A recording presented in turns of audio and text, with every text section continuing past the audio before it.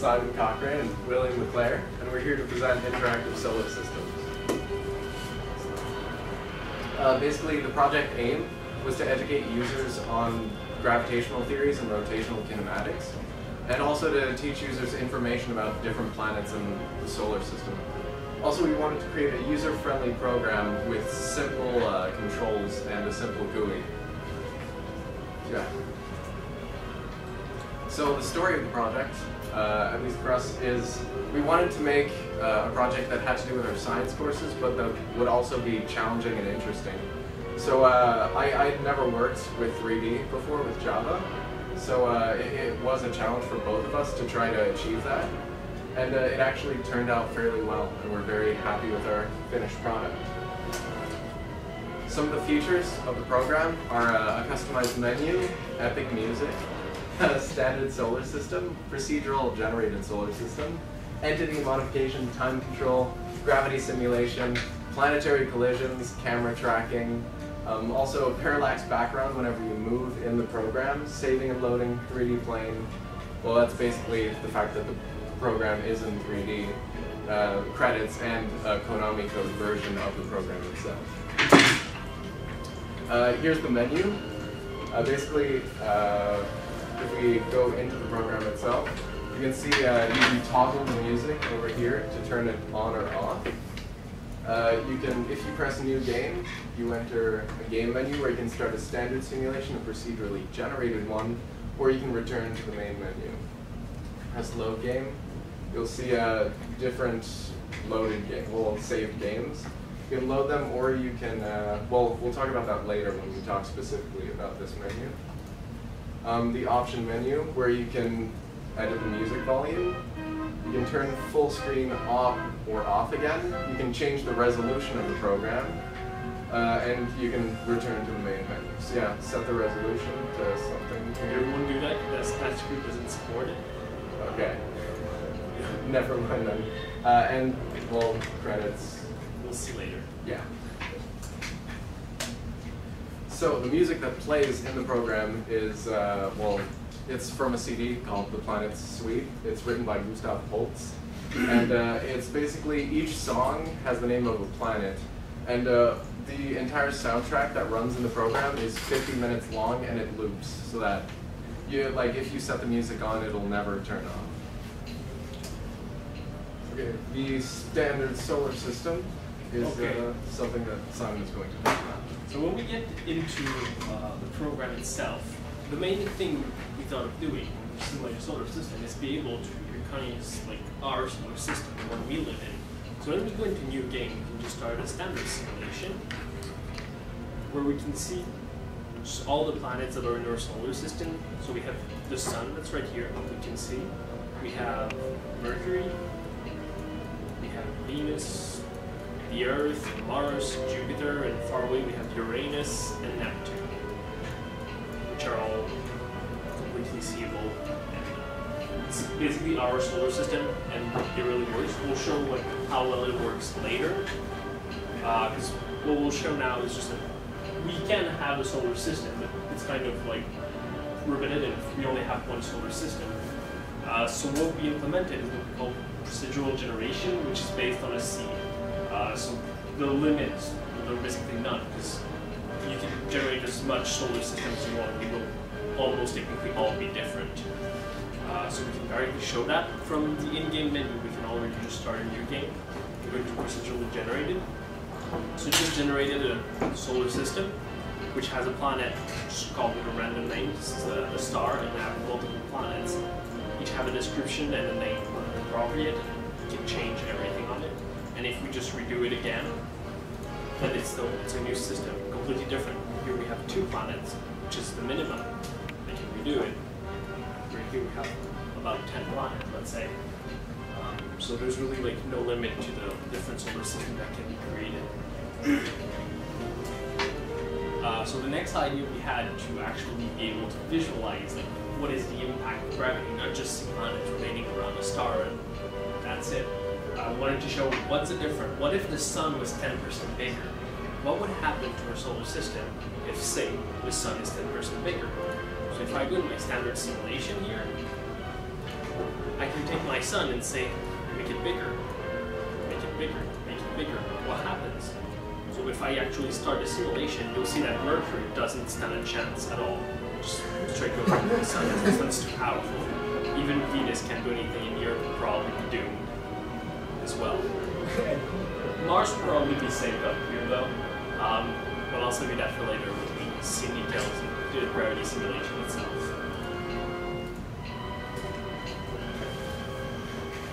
So also the idea, to show you that, is that you can control the time, which is the speed at which it goes, because it can go really fast. Because if we set it in real time, which is 1 second per second right here, well, as you can think, 1 second per second when simulating a solar system is really, really long. You're going to spend a year if you want to see the Earth go around the sun completely. The way we can do that in the simulation, I think, for example, a process will generate a planet.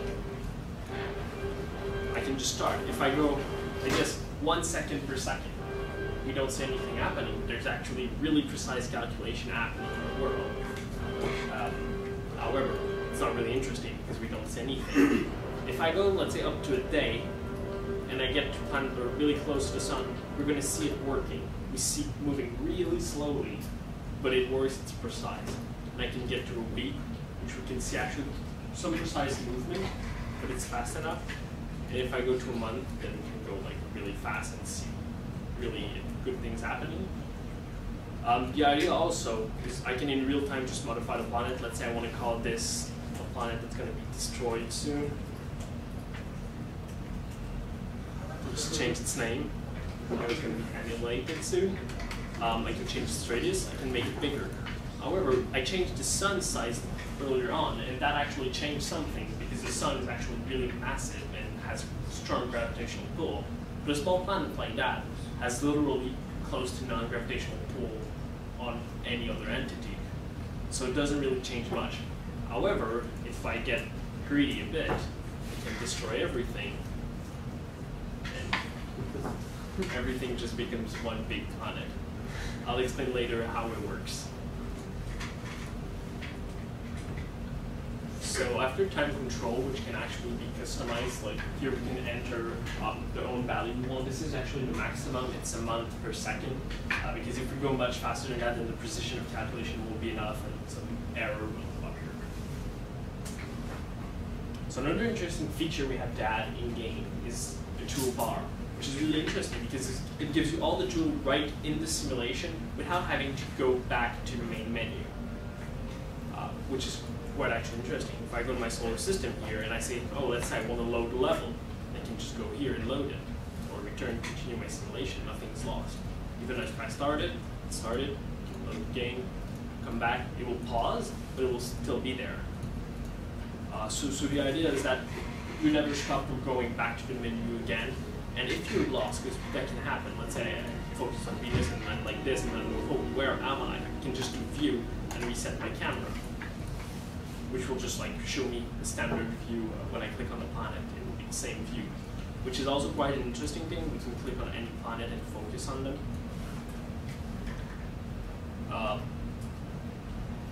So apart from the toolbar, which contains like the time warp, we already saw a file which can open actually any menu. The main idea behind the program is to simulate gravity and be able to show what happens if we change something in our solar system, or what happens during that solar system. So how can we show that? Actually, using the time, the calculations are actually made quite precise compared to what we see. Even if it's a week per second, there's not only one calculation that's happening per second, hundreds of calculations per second are happening. So it's really precise, and I can actually see the difference. And let's say I just upgrade the sun by 10% rather than what we did before, which was way too big. We're going to see planets start. Mercury never survives because it's too much for her. But if I go faster, you're going to see the Earth start to go in an elliptical orbit instead of a circular. You just saw Venus right there. Going really, really fast.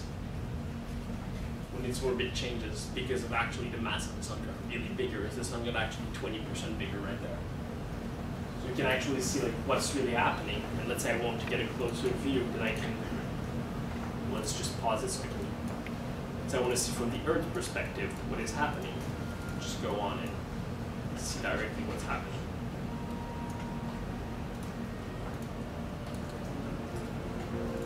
So the next interesting feature is that, well, you say, if we have a solar system, then an obvious thing that can occur is a collision. But how do we represent a collision in space? So the way we do that is using the basic physical theory that like you cannot create energy or matter. Like energy and matter are just the same thing, or transformed. So the way we do it, since matter can be represented as mass, we take the mass of the two entities and we add them together to decide a new density and a new volume, so we can calculate the biggest planet. So the planet that has the more mass absorbs the other one. And that's basically the way it works, and we're going to show that about now. That's what I wanted to do. So if I go to a planet like this, and let's say I make this planet really heavy, like really, this is the maximum density you can get, and it's really, really dense. That should actually probably be a black hole. If we make it go, we're going to see every planet's going to go toward it, and because it has such a high density, its mass is the largest of the solar system, so it will absorb everything and become bigger. So it actually resizes. If it becomes too big for your actual camera position, it will resize to give you like a good view. But everything will just collide with it and emerge. Those won't actually make a big difference because of this. But one important point you can see is that the planet is actually much bigger than the sun was, than the star was in that case. The reason is, like in real life, the calculation we make use real life values, except that for representation, the distances between the planet are graphically shown 100 times smaller, and the planets are 10 times bigger. But only for graphical purposes, because otherwise we just wouldn't see anything. It wouldn't be interesting to look at it to actually see how it works. So that's why actually the planets are smaller. However, the stars, because they're actually much larger than planets, have just the right size that they're supposed to have. So another interesting feature that we added to actually like make the simulation more interesting is first the camera tracking and parallax background, which kind of work conjointly. So basically, you've probably noticed, but if I drag around to rotate around my planet, this is a single planet, it's boring, let's go to a nice solar system. I rotate, and you can actually see the background move in the back. So it's not too much, so you don't really notice it, but it actually creates an interesting effect that is just visually interesting. The camera tracking itself is just that if I click on a planet, the camera will track it. And it will just focus on that planet, and I can see from that planet's perspective. So let's say I go into a standard simulation. And what's really interesting is that I can say, oh, I want to see what happens from Earth, because that's the more realistic view we have from Earth right here. So if I just start this, I can see what's happening from here, like its perspective. And what's really interesting, you can see Mars right here, going that way. But if we can see, and Mars just actually like in the star, so that's because of the resolution actually in the planet shaking. But if we see the other planet, Mars will pass like this, and then because we turn, it will go back that way. And that's actually what we see in real life when we look at the stars and we see Mars. We don't understand. At first, the astrophysicists didn't understand because it's going that way, and then it's going back that way. What's happening? This is abnormal. And that's how they noticed that Mars was a planet at first. How it works, and it can actually be seen if we go much slower than this. So the main interesting feature to be able to really show what's happening in the effects is that we implement a fully functional saving and loading system. So the idea behind the actual procedural generation is it just generates a seed from the current time system, millis, so it just bases itself on the clock of the computer. So when I say I create a new procedurally generated, if I click on save, it will actually show me the seed of the system itself. But I can just decide to save it. Let's call it test, and then it will be saved, this exact configuration of the solar system. And if I go to my load game, test just appeared here. So I will just load it, and it's the same. But the idea is that if you have a seed, you can also share your seed with people. Like if you say, oh, I found a really interesting randomly generated solar system, so you can share it, for example, online, and say, what about over 9,000? It's an interesting seed. And I can click regenerate, and will generate that solar system, which is actually not really interesting. But if I load it again with the same seed, it's the same. It always remains the same. So you can actually share your configuration. The interesting thing is that the saving doesn't only work for the starting position. If I start it, then I can just say, okay, that's enough. I want to save it. It can be saved under its seed, which is actually like a modification because 9001 is too small to actually do like generate a full solar system. So we'll actually work with 9000 to create a bigger seed, but it remains the same if you just re-enter over 9000. 9001 to be more precise. Then I can save it and just in simulation because we already started working. And then if I go to my load game, then in simulation would appear here, and because I click save, the seed also appear. You can load it and it's right there.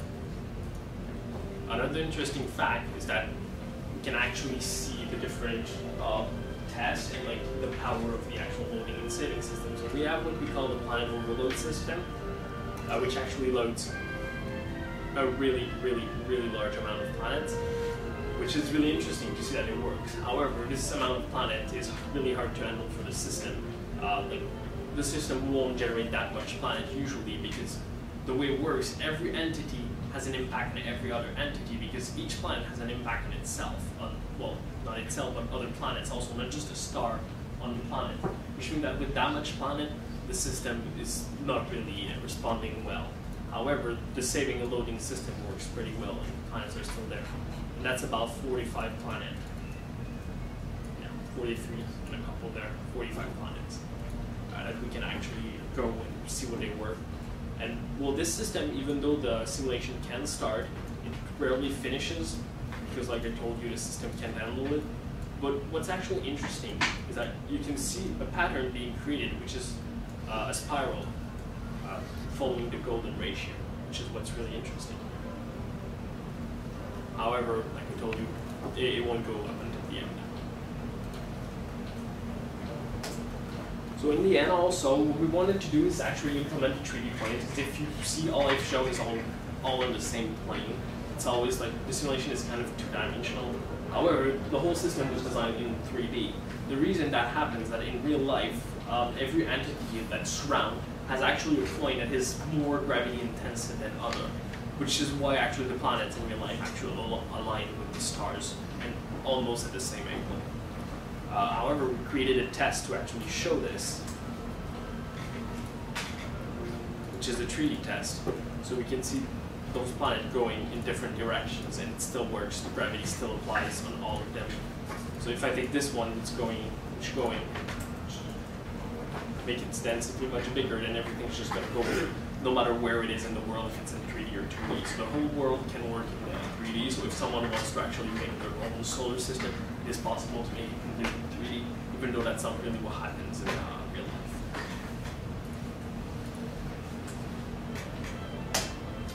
Okay, so the credits, they're fairly simple. Basically, just in the main menu, there's a credit button, and it shows everyone who's contributed to the project, which are actually some of you.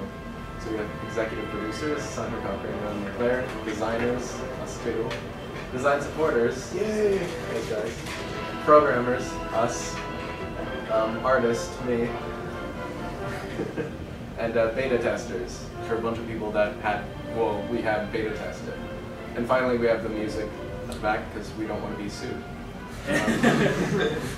Well, actually, the music has been written in the 1940s, so it's completely like right at that point. But what's really interesting is just like the Star Wars effect we created for the credit, where it just goes in and we can just see it going diagonally like this, which is really interesting. So, like to finish this presentation in beauty, we had a special tweak. Yeah, there's the Konami code, which we implemented into the program. And basically, all you have to do is go into the main menu, press up, up, down, down, left, right, BA, and basically it'll start an Easter egg version of the solar system. Up, up, down, down, left, right, BA. Okay, so the sun. All the different planets now they have different bios, which are somewhat humorous. And there's a baby, a sun, just like the Teletubbies. Yeah. So it's basically the standard solar system, but if you click on a planet, for example Venus, you see that Venus is actually a Doge, and you can see some funny description of the planet. Yeah. It's more of an Easter egg than anything. If you click, for example, on Jupiter, which is Nicolas Cage. Yeah, and the bio is, holy shit, look at how big this planet is. Jesus Christ, wow. So it's more of a fun fact, and it actually works. I mean, everything works. The Doge are actually much faster than Nicolas Cage in this case. Yeah, because Doge much fast.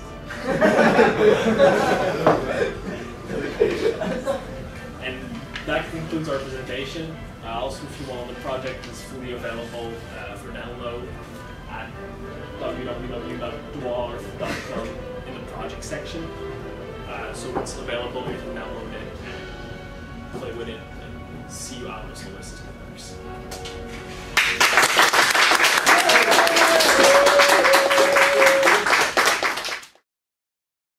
So just as a recap of the story, the year is 2024, and virtual reality has been harnessed in the video game space. So now Survivor comes out and is set to revolutionize the way virtual reality is harnessed. And so this is where you come in as the player. You play Bob. And as Bob, you're one of the lucky owners of the game. You go out, buy it, put on your virtual reality headset, and enter the world of Free the Bob. So now we're going to connect the tablet and actually show you the game.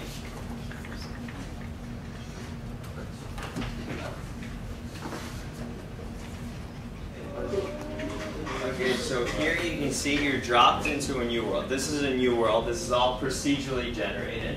So you can see the zombies are teaming around. So everything here is randomly generated, as I said. When I created a new world, Bob was dropped into our new game. And every tree here is procedurally generated. So if I move left, move right, go up or down, then the world procedurally generates as I move along. And everything is infinite, so no matter how far I go, left or right, up or down, it's going to procedurally generate wherever I go. So essentially what you have is infinite content.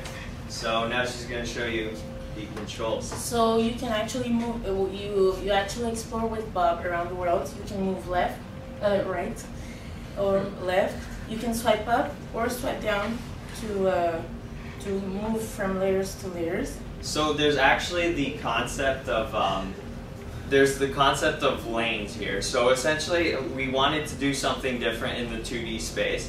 So we thought, how do we add depth to a 2D plane? So we thought, look, we could still move left and right. Then how do we add verticality to that? So we thought of adding sort of a concept of lanes. So you could go up, down, left, right. All of this is infinite, so no matter how far you go, it's going to procedurally generate that way. And if you go back, for instance, then the game is going to create from there. Okay, so now we're going to show you the main menu. So we can quit from here. Loading screen with helpful hints. And here you have the main menu. So you have the option to play. You can load your profile, create a new game, continue from an old profile. So what we're going to do now is create a new game. So you're dropped into a new world. Everything is infinitely randomly generated as before. And to survive, you actually have a survival guide. And to access that survival guide, you go into your backpack in the top left corner. You open the survival guide, and you can see a list of tutorials and to know how to escape and recipes, because you actually have to craft stuff to survive. To know how to explore the world, you can see here what I said earlier. To move left or right, you press the button. You move up and down, you swipe up, swipe down, and to find an object in the world, you can see also how to get that. Now we're going to show you how. Also, there's a combat tutorial, because there's actually zombies in the world, and those zombies, you have to fight them in order to collect some items. Here it shows you how to fight the zombie. You start the game without any weapons or anything in your backpack, so you need to know how to fight the zombies without weapons, and that's what we're going to show you. So we're going to find the zombies. So when you encounter a zombie, there's the screen that's shown. And now we're in. And the zombie shoots earthquakes, or he launches forwards towards you. And to dodge, essentially, like if you don't have any weapons, the only tactic in your arsenal is to jump. So for instance, if he goes towards you, you can jump over his head, and if you don't get hit, you can hit him on the head and deal damage to him. So she's dead now, unfortunately. So what we can do is, you know, start off from where we left off. And okay, so for instance, so I want to show the concept of crafting. So here, this menu tells you how to craft, but since I know how this works, I'll show it to you. So if this loads back, we go inside the crafting menu, and here we have a list of all of our items. So here you can see that, well, for the purposes of demonstration, what we did was that we gave the player basically 200 of each item, so that, well, you know, I wouldn't go around and collect all these items because it would take a long time. So for instance, if I want to craft an axe, go inside the survival guide, I can choose recipes, see, okay, well, how do I build an axe? I can take 10 wood, combine it with 5 iron, so I'll do that. So to add an item to the crafting table, what I have to do is press on it. It's going to add 1 instance of that item. I add 5 irons, and what you can see is that on the top or on the bottom here, what you have is an axe that you can craft. So if I press the crafting button, you get a confirm dialog, press yes, and if I go back into the game, Bob has an axe. Now what can I do with that axe? Well, I can press on a tree, he goes towards it, starts chopping it down. In 4 hits, a wood item pops up. So I can collect that. Go back into the crafting menu, and you can see I actually have 1 more wood item than I did before. So do you want to show them how the combat works with an axe? So now we have a weapon, so it's going to be easier to win against the zombie. And you go back into combat again. And when you're pressing the button for melee weapons, you can actually hit the zombie when he comes towards you, or not. The timing has to be right. Yeah.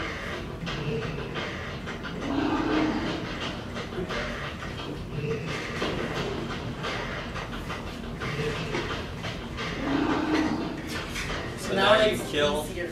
the zombie. And when you kill a zombie, he actually drops iron, which is the object that you get when you kill a zombie. That's the only object that you get from the zombie. And also you can craft, also there are other weapons. As you've seen, there was another button that was range weapons, and you can craft a rifle with that. So we're going to see how to craft a rifle. For the rifle to actually be functional, you need a rifle and bullets, and to craft bullets you need gunpowder. Yeah. So first we're going to try to craft a rifle. So it's 15 woods and 10 irons.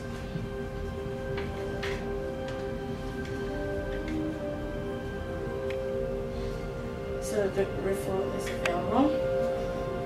Now we're going to see how to craft gunpowder.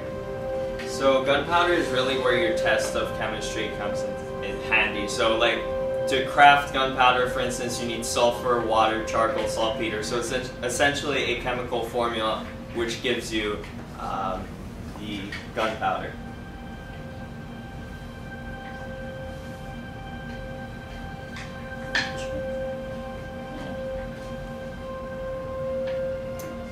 Charcoal, 6 sulfur, and 4 water.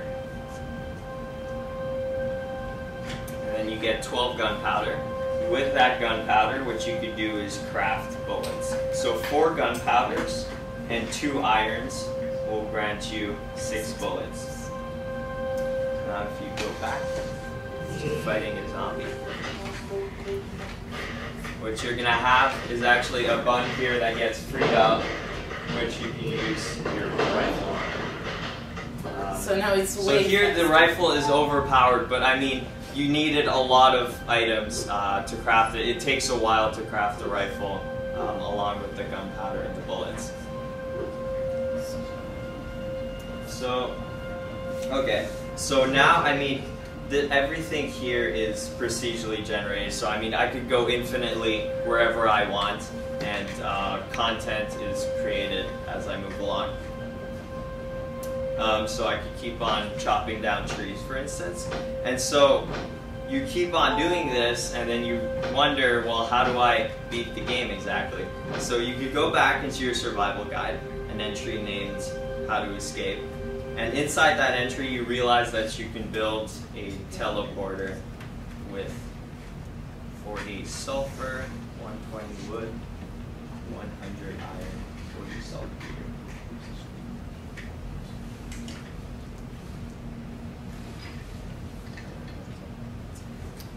Okay, so 40 sulfur, 120 wood, 100 iron, and 40 saltpeter. But for the purposes of this demonstration, we made like the crafting of the teleporter a bit easier, so that I wouldn't be pressing buttons all day long.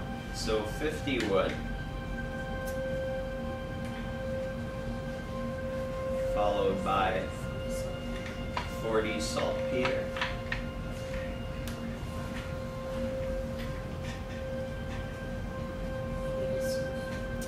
Okay, so 40 sulfur. Take a while. 40 sulfur, and finally 30 iron.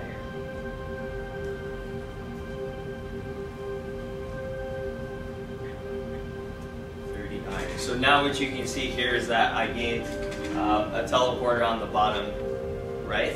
If I craft it, a little animation plays. Bob goes inside the teleporter, and here you essentially win the game. So you're brought back to the main menu, and here if I load back my game, what I'm going to see is that inside my crafting inventory I have a teleporter available.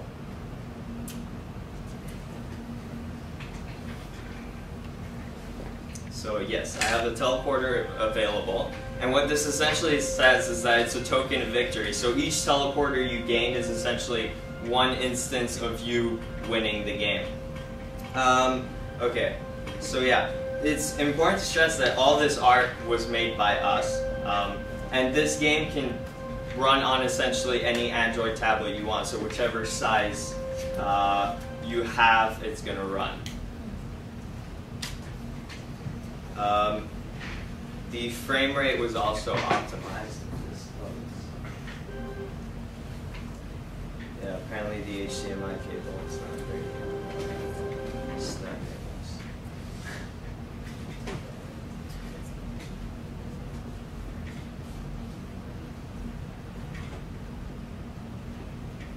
Yeah, sure. Okay, we'll switch back to the, because you can play it on PC, so we'll switch to that.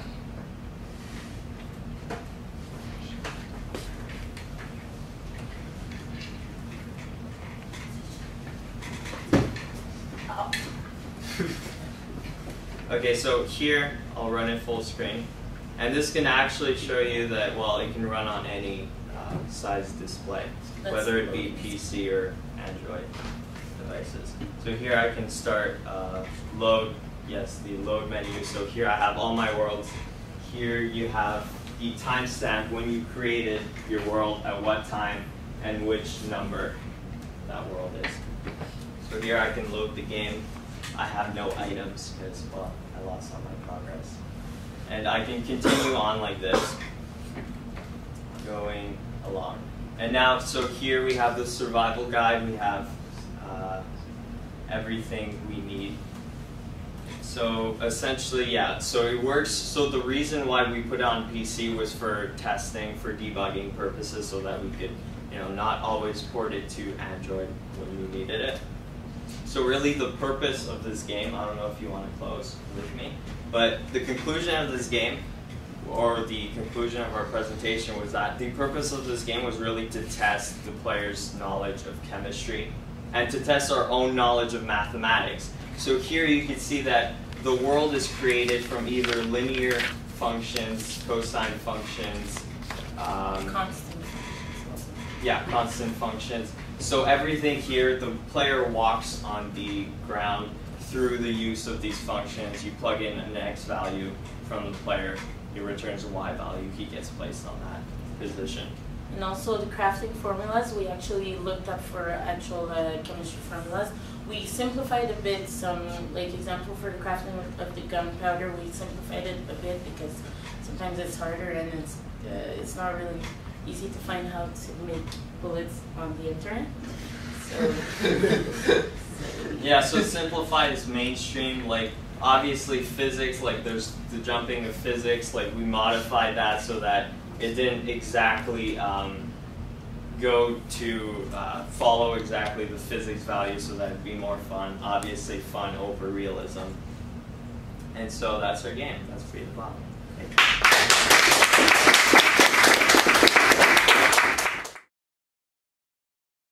So it all started when Amin randomly made the teams.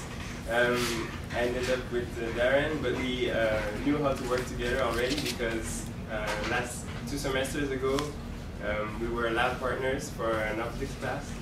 So we figured let's just do an application on optics because we learned that together. But you see, the problem with optics, the way it is taught, where's the here. What?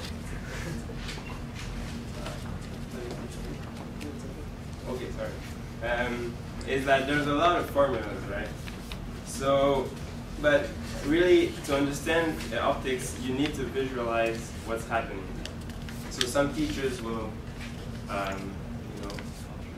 draw diagrams like this, but still, you are a very smart class, so you understand stuff quickly, but other students have more trouble, so a diagram like this may not be sufficient.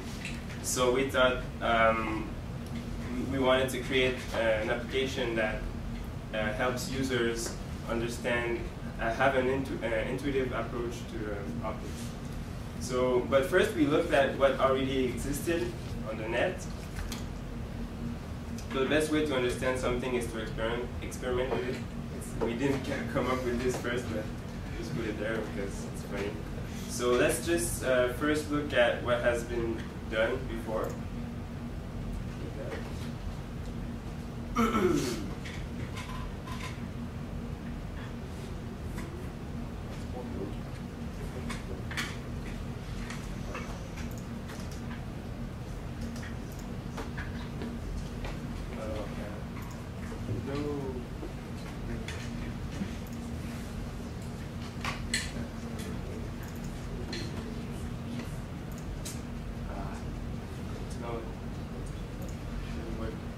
Okay, so the applets that we wanted to show you don't work, so on the internet. Never mind. Never mind the picture also. Right.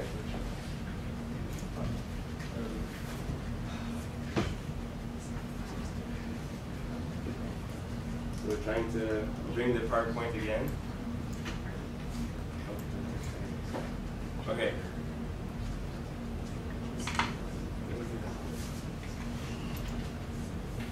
Sorry for that.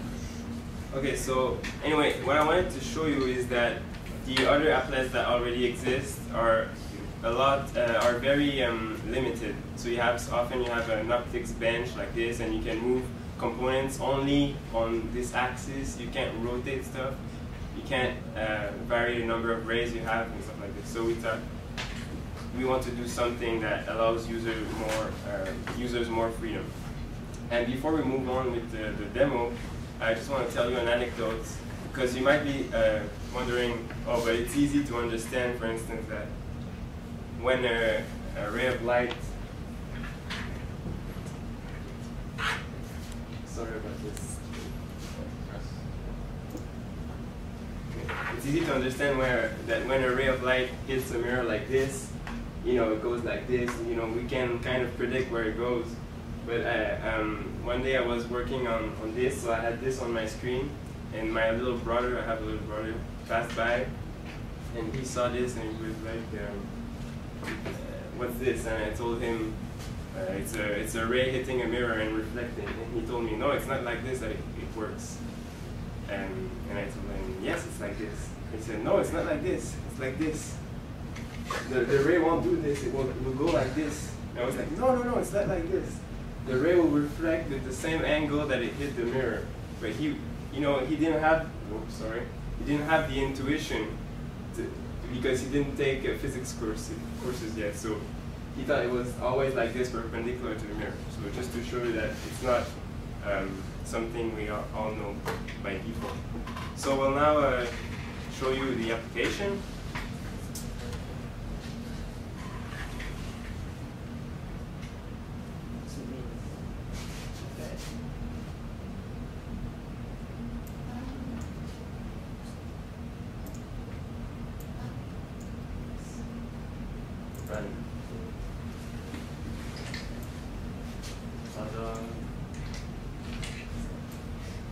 It's of the resolution problem. Sorry. No.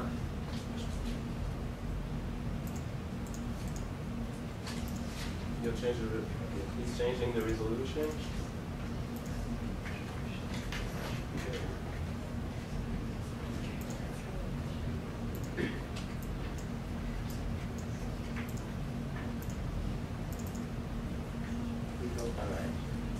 This is the menu of our game. So when we start the program, this is what you're going to see. These are some preview visual components that can move around just for the heck of it. You can play around. And first, we are going to go to the Learning Center. This is the Learning Center where the user can read some information on visual optics. And these information can be customized by, for example, a teacher. He can go inside the folder, learning. There's a text file where he can edit the text for his teaching purposes. And every single panel is different. So he can put more info if he wants to. And then there's a laboratory. I'll show a bit of that. Just quickly show you all the components that are available. So in this section, you can just play around with the stuff that's there. So you have on the right panel what you can use.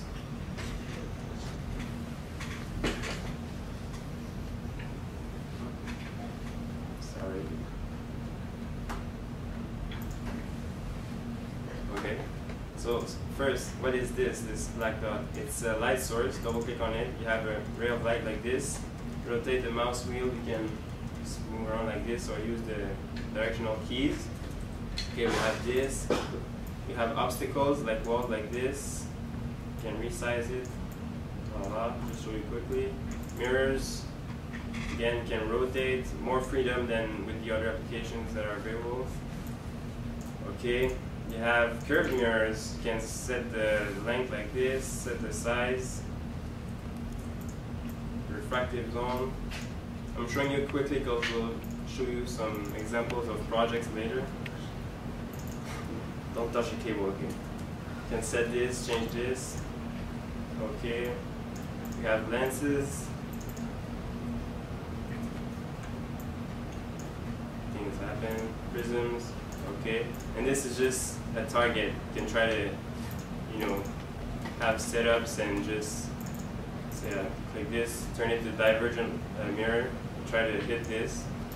And we'll show you the levels section, and the point of the game is to you'll have like a target like this, and the point of the game is just to, try to hit it using the components that are available to you. So what you can do in there. Also, it's not restrained to this area like this, so you can move around like this, move your components and start working on this section also. And you can see there are markers on the sides here, there, So say you're far from where you were and you want to go back, just right click on a marker like this, brings the focus back to where you want to go.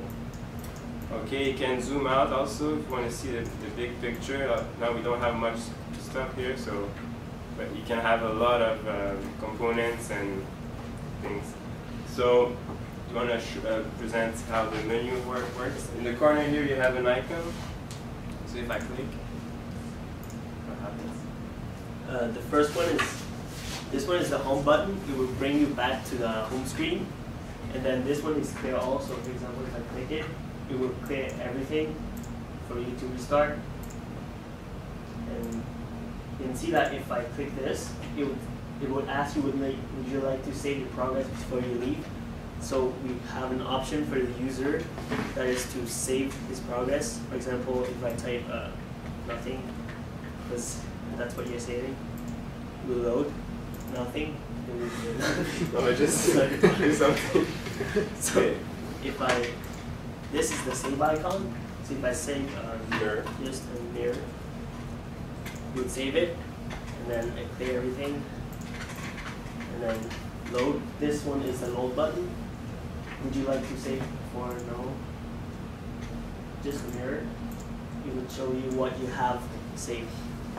And we have a control icon for you can read everything that is available to you to do in this section.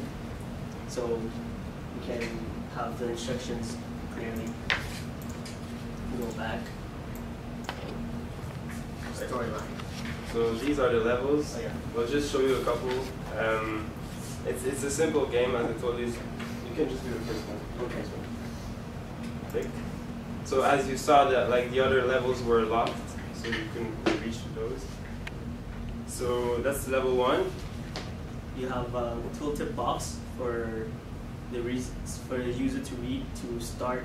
The first 5 levels have a tooltip box. It will tell you how, like, the basic controls and tips to clear the level, so the user can familiarize with the game. So to take the box off, you just have to click. So let's see if Darren can pass the first level. Obviously, there's a mirror right there. That's what it's for. Okay, so you pass this one.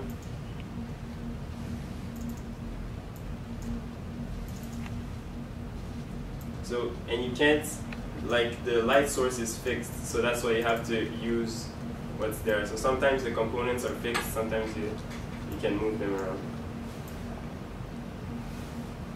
Okay, and if the ray hits the target but too quickly, it's no good, so you have to stay there 2 seconds.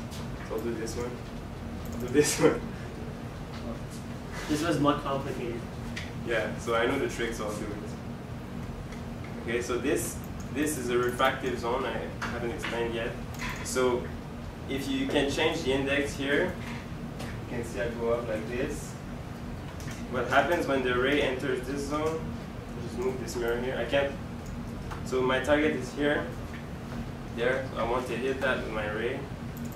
Just try that. So there.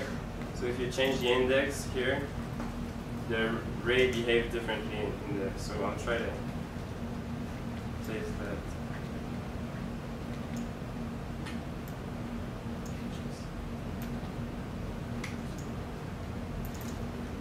Put this a bit higher. There you go. Win. And so on. And you want to do this one? Okay, so we'll just bring you to a level, more advanced levels. So let me do this. Put this one.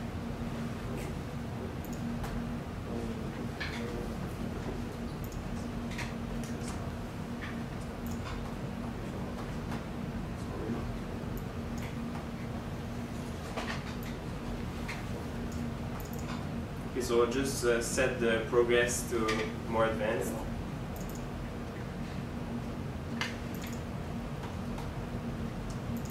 Run again. So now we have all of these are unlocked. So we'll go to our favorite. So I think it's level 7. This one. So you can see it gets more complex. So your ray is here. Have to hit the target at the top there. So I have no choice. I have to use the kind of path that's made by those walls. Try to, make your way to the target up there. And these levels are programmed within our program. So we have the lab section. What we have is also an editor's mode. We can save the level we have created as a level that the user can play. So for example, this one we have created inside the lab. Okay, this one is boring, I find. So okay, so here you can, this kind of ladder icon brings you to the level selection. Are you sure you want to leave? Yes. And then I think 11 is cool. Yes, it is. So now you have this. Have to hit the target right here. No choice. I have to pass through this. And then I know the tricks, so it looks easy. But okay, fast. Which one is cool? 13. Let's go 13. Okay, 13 is kind of like this. Not bad. Okay, so you have to make your way all the way down. But anyway, you get the idea. You can also use all the functions that you have in the lab. So zooming out like this. If this goes out of focus, you can just bring it back like this, and so on. So we have a project we want to show you. We made. You want to leave? Yes. Lab. So as we told you, you can load your projects, things that you've done before. So we'll just load one that's cool. Load. New. Example. All right. So as you can see, I just made a lot of sections like this, and we'll just go through them to show you what you can do. So first here, okay. Also, you can select components like this, dragging a square. You hold Alt key, and when the ray is selected, it lights up. So here we have a nice little setup. You can move your stuff. Of course, let's go over here. Okay, I showed this to people. It's cool. You can zoom in, admire what's happening there. You can move this, of course. Again, you can rotate. If you select more than one and rotate, they will rotate together. And you can put them divergent. See the lighting effect also on the obstacles. So let's go over here. Just to show you the lens, how it works. See, there's a lot more freedom than the applets you can find on the web. So this. And usually on the optics bench, you can only visualize rays that are perpendicular to the axis of the lens, but you see that's how a real lens would react to a ray that enters from the top like this.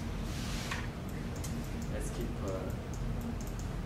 on going. Let's go, say, over there. Click on the markers again. Here we have a prism. That's how it works. You can move the prism, make it smaller, bigger. That's how it interacts with rays. What do we have? This again, refractive zone. This ray is coming from this part of the screen. So again, everything it's kind of a big screen that the rays can go everywhere. And this is the coolest part, so I'll just show you this. Oh my bad. It's true, I forget myself. So what are these dots? They're all light sources, so I'll just select all of these at once. And okay, it starts to be slower because when you use a lot of rays, that's what happens. And so here we have a divergent mirror. You can see the effects. Zoom out a bit.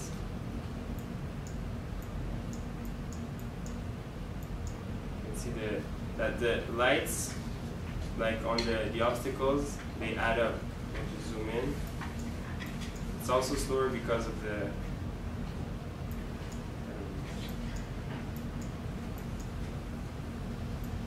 see the lights add up here. The bottom there. So yeah, that's pretty much it. Do you want to add something?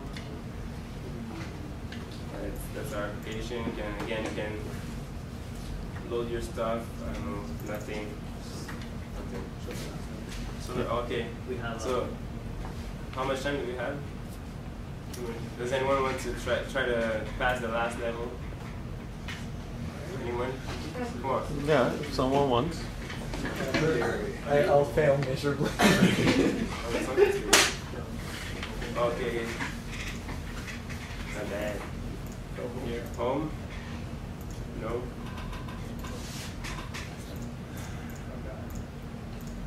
So don't move the laptop. Oh. I would have to pass level 15 and it's hard, so I'll just bring you to the last level from here.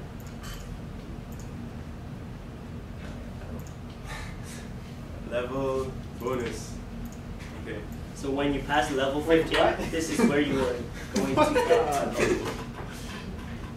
Wait a second. Can rotate. Rotate it, move the ring.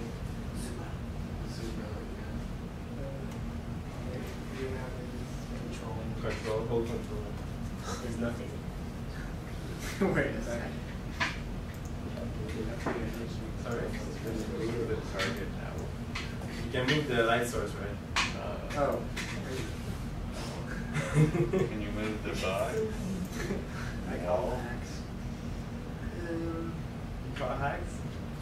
Wait, is there like a collision fiction glitch somewhere?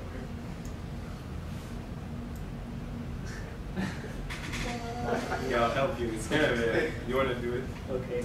It's kind of a glitch that we found, so it's just funny. So It's not really a glitch. It's the way we have implemented the collision detection.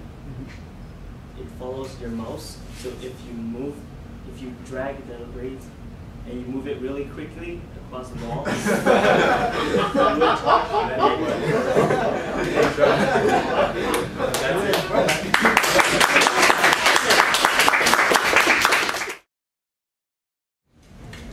Alright, so mechanics, kinematics formula, Earth's gravity, and well, the Earth physics basically.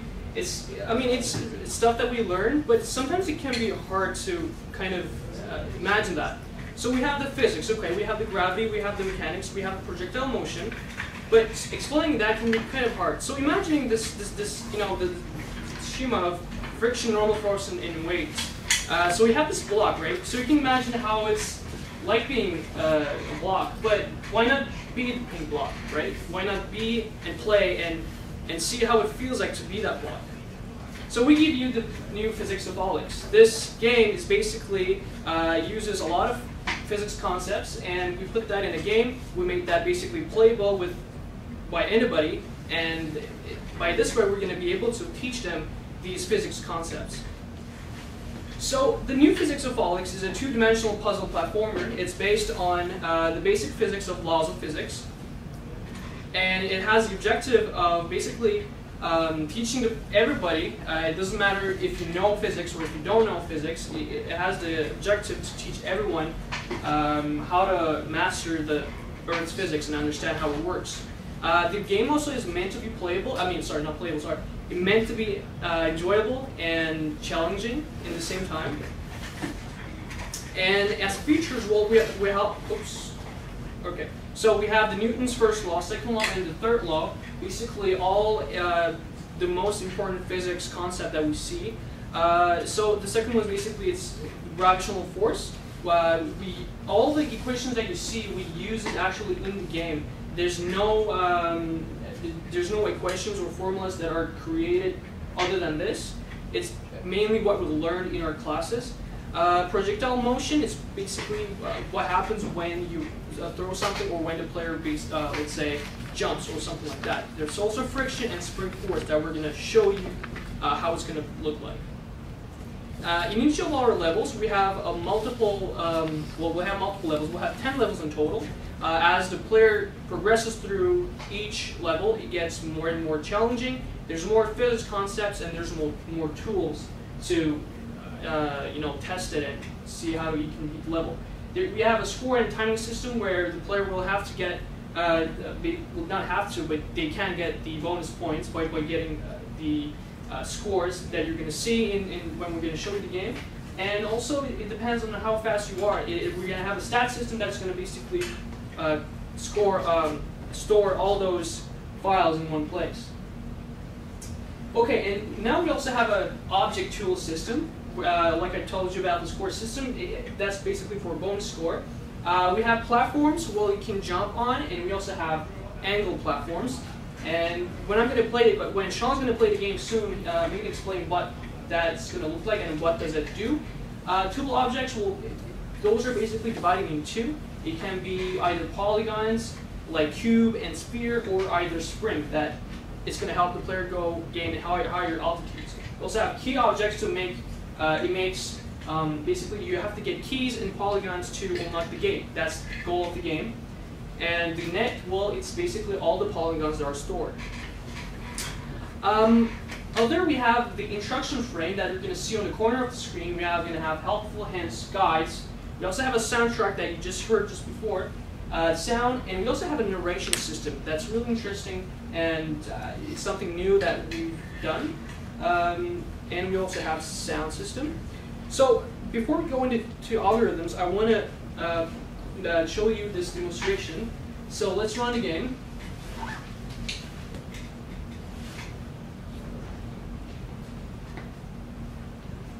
Alright, so Sean's now going to play. So this is the main menu of the game. This is our logo, and the music you're playing, it's not created by us. It's on Open Game Sound. So we have the option to go options. We can turn the sound off or on. The music. Also, we also have a stat system right here, and this is basically, it's going to show what's your lowest time, your best score for each of these levels. We have the option to reset for. Unfortunately, we don't for the screen. We don't see it 100% the buttons. It says go back and reset here. Yeah, we made this for a larger resolution. Yeah, exactly. The game's meant to be played in a larger resolution. So if you go back. I just reset the scores. All the scores for each level are just stored in text files. Exactly. So for each level, there's a file that's basically it's where it contains the number. Well, it's in milliseconds, and then it's divided into minutes, seconds, and milliseconds. So why don't you? Here we can start a new game, continue if we have a save file, or we could choose a specific level to start from. We have 10 different levels that we created. Yes. But yeah. After being mysteriously teleported to the planet Earth from the Andromeda Galaxy, Alex, the alien from the planet Enchanted, needs to get to his homeland by escaping through the mysterious chambers that he is now surrounded by. However, it is not easy for Alex to escape, having no knowledge of the Milky Way galaxy's physics. So this is our narration system. Alex from Andromeda needs to master the physics of the Earth and learn all its concepts in order to get out of the mysterious room. Alex only knows one thing. At the end of these rooms is the way back to his galaxy. He must get through to get back home. It will be a tough journey, but thankfully he has you to help him through. Okay. So you have Alex that you play basically like what the narration system said. Alex is, strangely, he got teleported to, like Sean said, in the game. And he has to basically master all the Earth's gravity and all that. And so now let's start the new game and see Alex. So the Alex is right there. Okay, so Alex is in the bottom. Can you jump? There was a game that So the narration is also going on as well. And so that's our sound system. We also have our tip corner right here. Basically, it tells you what. Yeah, we can't see it, so. I also can't land there because it's below the ground. Exactly. Okay. So our tip, we also have our score. Keys and map. It tells you the player what you have in the map. Since this is level 1, there's nothing basically. It's only the gates which you don't see and the player itself. So once you go to. Can I put up the resolution and just look at it here? Yeah. So okay, you want to change the resolution? Yeah, I know it's. I can't play it without. Okay, we're gonna try to, yeah. So it's only 180p. For some reason, it kind of makes it so that, because look at here, it's really small, that's why.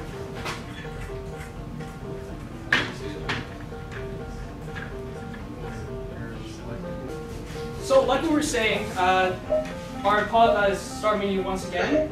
We're going to start the game. Alex walking in the room. He didn't understand how the flow worked, but he simply learned that he could left, right, and accelerate as he runs. There was a gate in the room that seemed to be the only way out. He had no choice but to go through it. So this is our gates, and our score system, as you can hear, we can also jump, go left and right. So this is what the player knows now. It's what the narration tells the player to do. So why don't you let Sean go to the gates and finish the level. So once the level is complete, it's going to tell you you have a new high score, you have a new best time, and you have to click so that you can continue. Alright. In this next room, Alex saw that he had to get higher, but how could he do that? And once, okay, after the person hears, and then the moment he presses jump, just like that, Alex learned how to jump. He noticed something was pulling him down when he was in the air. Here, Alex learned about gravity and the projectile motion of the galaxy. So with the narration, now the player knows what he learned about physics. So once he jumped and went to the platforms, he used projectile motion, and also it tells the player that he felt gravity on Alex. So, and in addition to that, we also have a hint system so that if the player forgot or something, and as you can see, the score system, it's going to score, the big score is basically in the level, and the total score is the overall levels.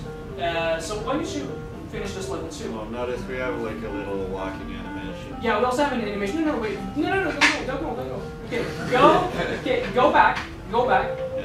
I meant start the game.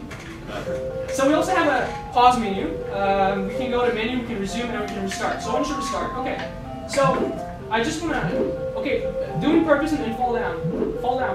Okay. So if the player falls, it's gonna tell the person, oh, you're trapped. There's no ways you can go through, so you have to restart. Alright, so we finish this level, let's go to level 3.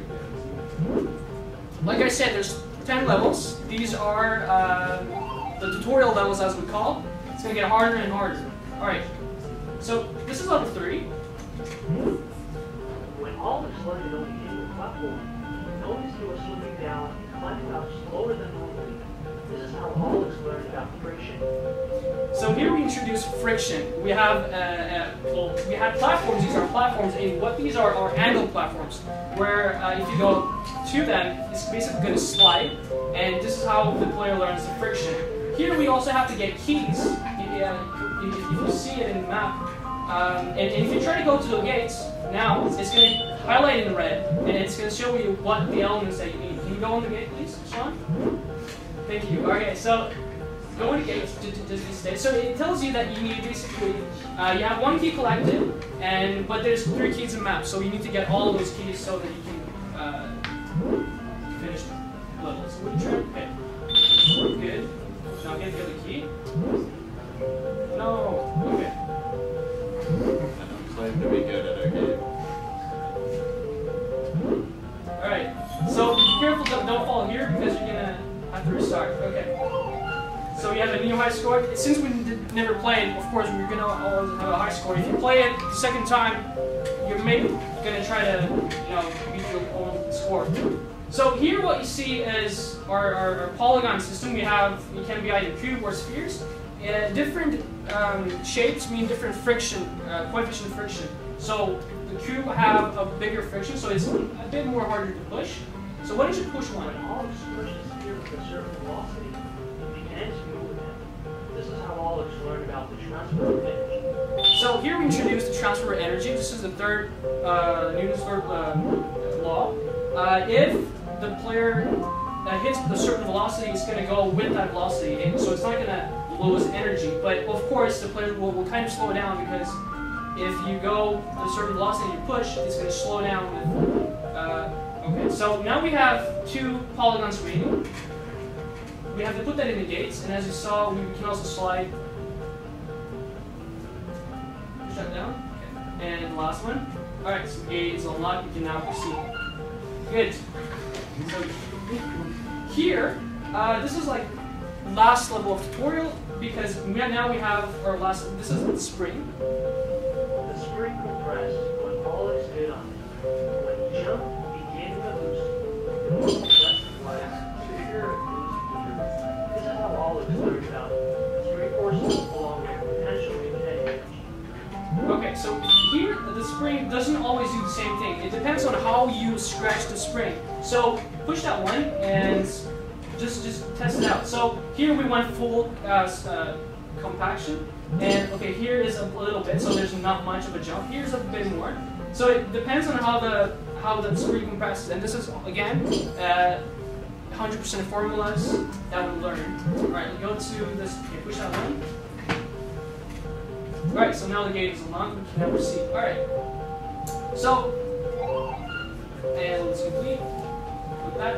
Alright, so this is level 6, but we're not going to play this and just going to go through the last levels, and then we're going to try to show you what happens when the level is done. So Sean, do you want to finish it, or do you want to go straight to... Alright, so...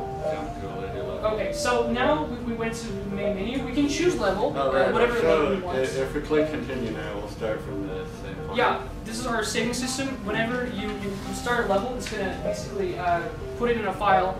And even if you quit the game, you relaunch the game, it's going to press continue, it's going to basically look at the last progress, and it's going to start from the beginning of the last level. And we also have a choose level option where you can choose which level you want to play. As you see, we have 10 levels, so far we've played 5, but we don't want to, it's going to take a long time to go to level 10, so we're just going to go level 9, and then we'll do level 10. So this is the 9th level.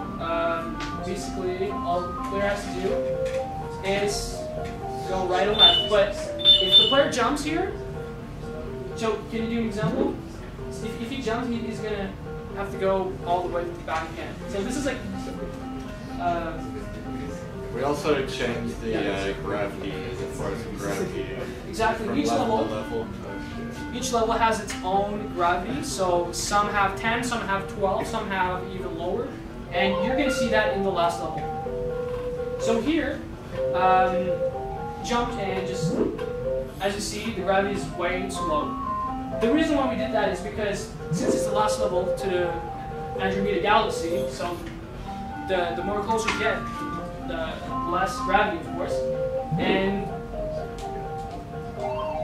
yes, so this was the last level. After getting out of the last gate, Alex found himself back in his homeland in the Andromeda Galaxy. He still doesn't know what could have caused this.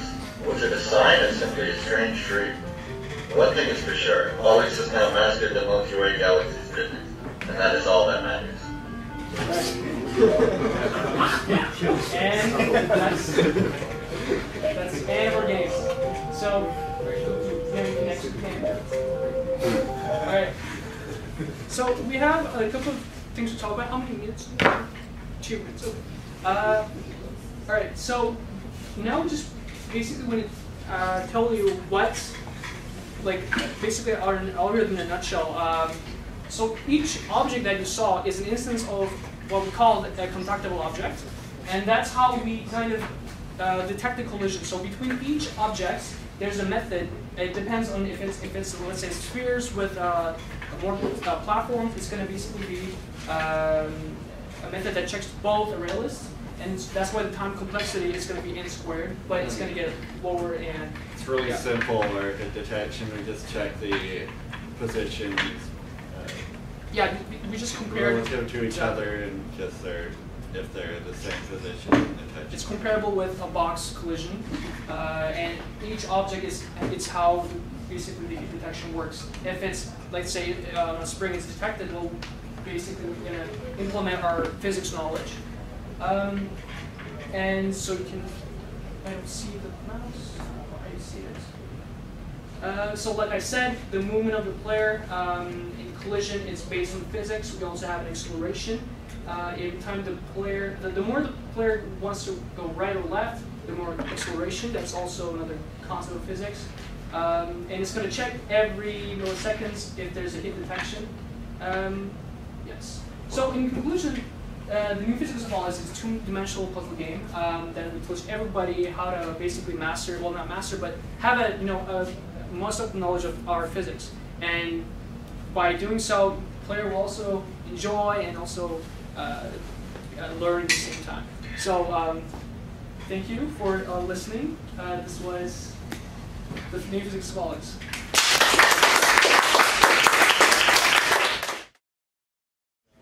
Okay, hello everyone. So Jeremy, yes, as you all know us anyways.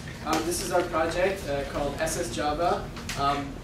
It's a game. It's based on a spaceship, and it's a side-scrolling game. And so our concept was to have a spaceship, and our goal is to basically implement some physics. We wanted to make it a game where people can learn about some physics, but the ultimate goal was to make it like a better game. And the goal, we needed to find a balance between like good gameplay and like realism. And so we implemented physics concepts such as gravity, such as inertia, forces, kinematics, thermodynamics, and magnetism in this game. And so basically it's as I said earlier, a side-scrolling spaceship game. So you're in space, you control the spaceship, and basically you'll come across different things which you have to get through. So I'll let Simon start the demo. So we're going to start off with a little tour of the main menu. First button on top is play, options, high scores, level creator, credits, and exit. Easy stuff to show. We got options over here, which has music and sound. Put them both at 10. You can change them to whatever you want, and it will save in your preferences, so they'll be that way when you reopen the game. Next, high scores are the scores you have at the end of each level will save your score. And if you have a high score, it will appear on the high scoreboard. You can write whatever name you want, 3-letter names, like in the old style arcade games. And those will be saved there. Level creator will show after, and finally credits, of course. Sound we used is for free sound. We're coders. The artist was Jeremy's sister, and we used libgdx and Box2D for the physics engine and creating a game. So let's start off with the game. If you click the play button, you've got tutorial level 1. The other levels are locked until you finish level 1, and after you unlock level 2, 3, and 4, and 5. You can also load custom levels you create on the level creator with the load level button. If I'll start you off with the tutorial so you can see what's going on. Don't know if we have sound, but let's see if we have sound. No sound. Playing sound is there a way to get sound on? Or you move up and down with the W and S keys. It works off of acceleration, so you won't stop instantly. It'll take a while, so it's a bit harder to control in the average game. Space rocks up ahead. In the top. For you guys, the top right corner, you have the progression through level. Right now we're 22% done the level. The tutorial's not that long. Top left corner is the score, currently 0. Right now we're going to dodge some space rocks. And in the bottom corner you have your hearts and your level of your ship. There you go, pass through the speed. Pass through the space rocks right there. Found them. Yeah, sometimes you're going to have to press space. You can fire bullets. Nice bullet firing sounds if we had a sound on, which we don't. So, blowing up some asteroids. I'll try to fix this. Is there a way? It's almost the stuff we don't have nice. Okay. So shooting, moving up and down, and the horse and bottom. I think we finished the tutorial pretty well. Yeah. The only thing is points. Oh yeah. At the end it shows you how to collect points, but I'm pretty sure you can understand that. So we'll skip to level 1 since we've already done this. Easy. There you go. We'll play through level 1. It's a pretty short level, so you should play through one. So like each level has like a basic tutorial at the beginning just to give you an impression of the new things that we introduce in each level. And so there's text at the bottom just to explain quickly what's in each level at the beginning. Yeah, so we just passed enemy spaceships, they can shoot bullets at you. Planets have a gravitational field, so if I just stop pulling, it'll pull me into the planet, and I'll collide into it using some parts. Of course, you can pull yourself out of the gravitational field by moving W and S. It'll just try to screw with you while you're trying to fly your spaceship around. And you can get health up with power-ups, so you have 4 hearts. Depending on the collision, sometimes you'll lose half a heart, a full heart, or 2 hearts even occasionally. And so this is the beginning of the first level. So the first level implements all the things we've shown so far, so space rocks, asteroids. These are points to collect from the end of the first tutorial. And the enemy spaceships that fire you. So the first level combines all these things, and the subsequent levels each add 1 new element to the levels that introduce the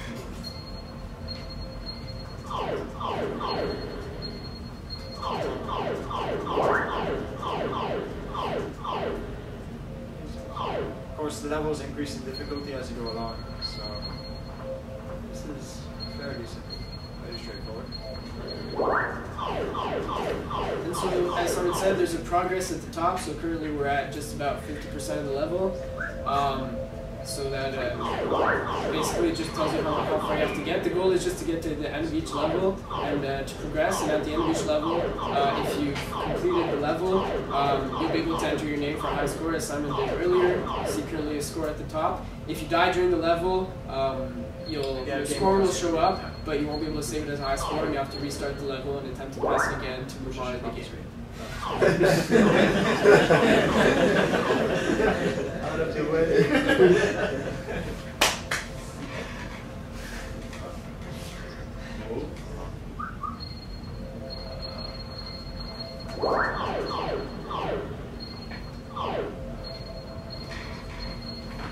There you go.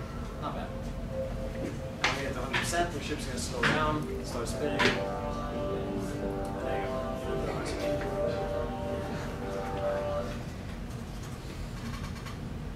Yeah, sorry. Okay, we've unlocked level 2 once you finish that.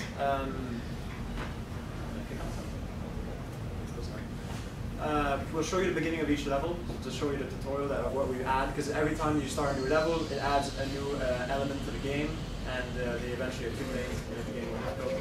Here, in level 2, they introduce speed of light, this nice little blue thing. If you grab it, you start going really fast.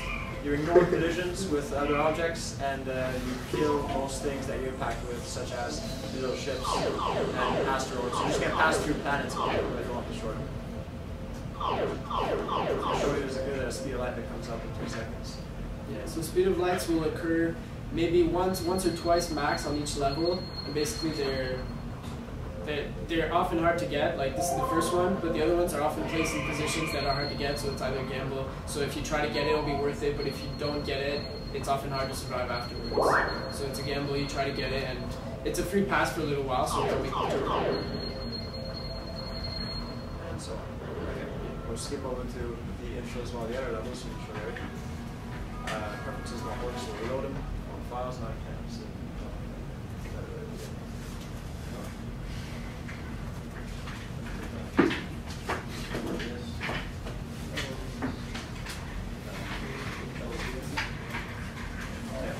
Level 3, and here we introduce the sun. It's a big dangerous line at the bottom. Left corner you see your E level, here it's rising. Now it's in danger, and now every second you lose a heart until you leave the area of the sun. And I'm probably going to die because there's 3 hearts damage. I'm going to die in the tutorial. Oh, so good. I guess it's just game over screen, which is, yeah, normally you can just try to escape the sun's field so you don't take too much damage. Game over screen says you died, your score, you can replay, select a new level, start, and so on. That's the sun that's introduced in the 3rd level. In level 4, it was an open dominance again. Thank you very much. Level 4 introduces the last element, which is magnetic objects. They repel your ship away from, planets will attract your ship and magnetic objects will repel you away. So if I go forward, it'll push me back. And then I'll start re-accelerating and come back towards it. If I go by the top, it pushes me away. But if I go in front, it'll push me forward really fast. These you can destroy. Unlike the sun and planets, which can't be destroyed, you can destroy magnetic objects and just blast your way through them. And so this makes for like an interesting combination with all these elements in the level. So with these static elements, the ones that move, these don't really affect you so much, but when you come into play and combine magnetic objects and planets, which each push you in different directions, it's going to become pretty interesting and ultimately kind of challenging. So you can push back on magnetic objects and attract them out of planets at the same time. Pretty bad. Got the power up. And yeah, this is pretty much how the game works. You pass through levels. So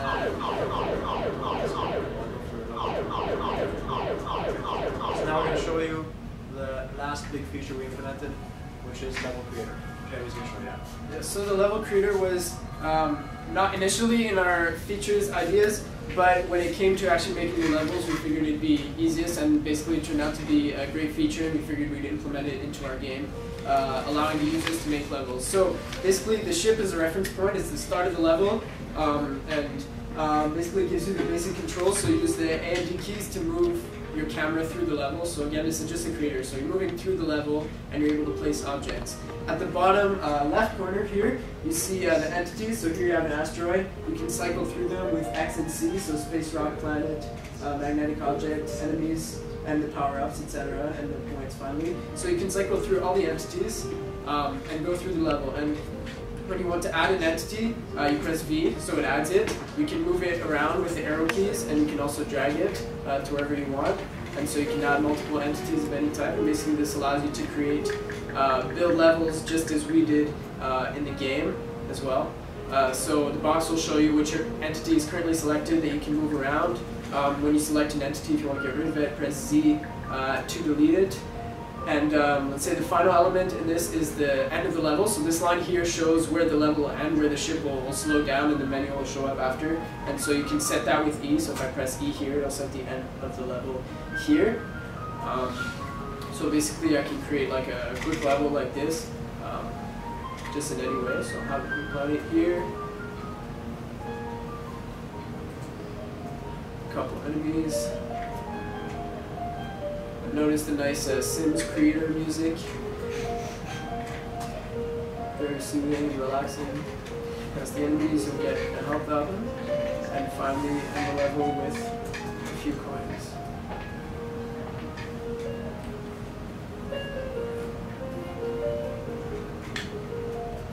And I'll set the end over here. And say add asteroids as well.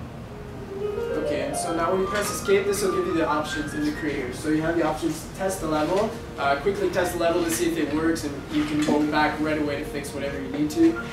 Save the level. This will allow you to save it under any name that you want in the levels folder with all the other levels of the game. So you can give it a name, say level X, and you save it. Load level will allow you to load a level into the creator. So let's say I wanted to load.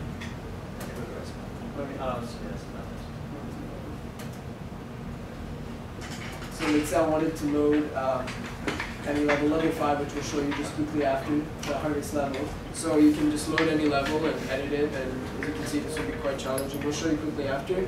But let's just say I go back to load level X I just made, and so I can test it, I can play around with it, and basically just like any other level, it plays like anything else. You can test it like this, you can modify anything that you've done in it exactly after by simply just going to the pause menu, getting the coins, and so you can just go back. If you press exit, it will return to the level creator. If you let it complete the level, it'll just be like any level and return to the level creator just like that. So yeah, that's pretty much it for the level creator. So we have just the final level. We want to show you that's probably the biggest challenge. Yeah. So you want to try it out, or shall I do it? Yeah, you want to try it out? Try it over. Load it up for you. That's the ones kind of fun.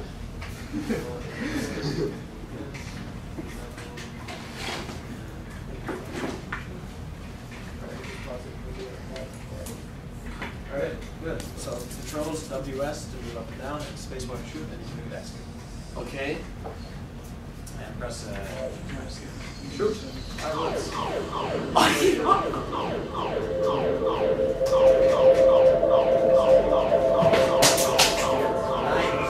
You die. It's a hard game. Another shot. Alright. Is he going by the Yes. Yeah, try going by the bottom. The dot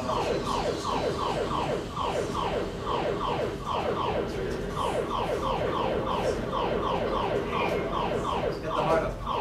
The health up. No.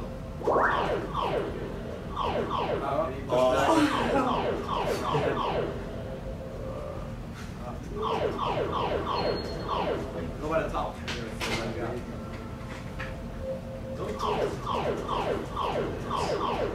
By the bottom. Dodge the sun. Happens to be right. Dodge the sun. Whoa! So that's, Oh, the. into the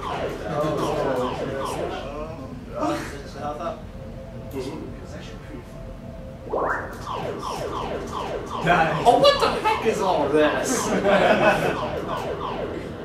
by the top. I think that was the better way. Fire. Oh god. Well, you have to level, excuse me.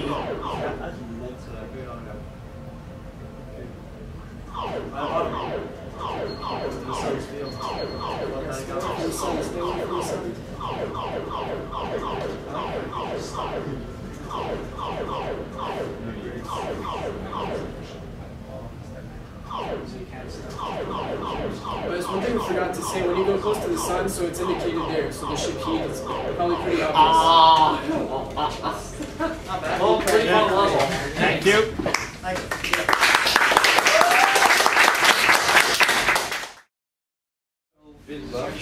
Hi, I'm Zach, but I'm assuming that you know this. We're going to be presenting our project, Fitbox.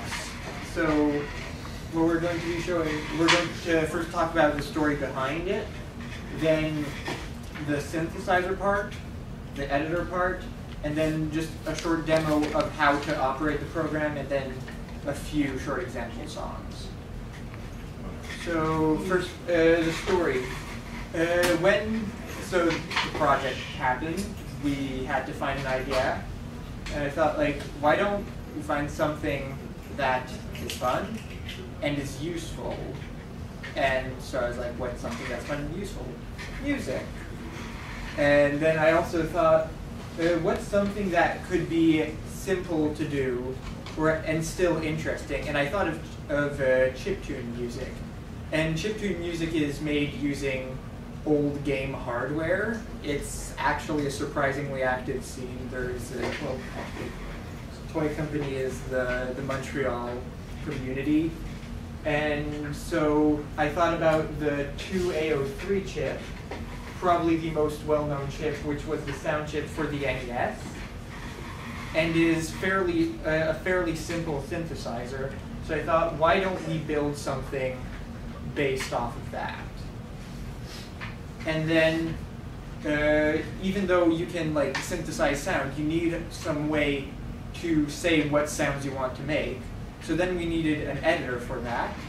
And the logical continuation of that was model our program after this program. This program is called Family Tracker. It's the most well-known program to write music for the 2A03 chip.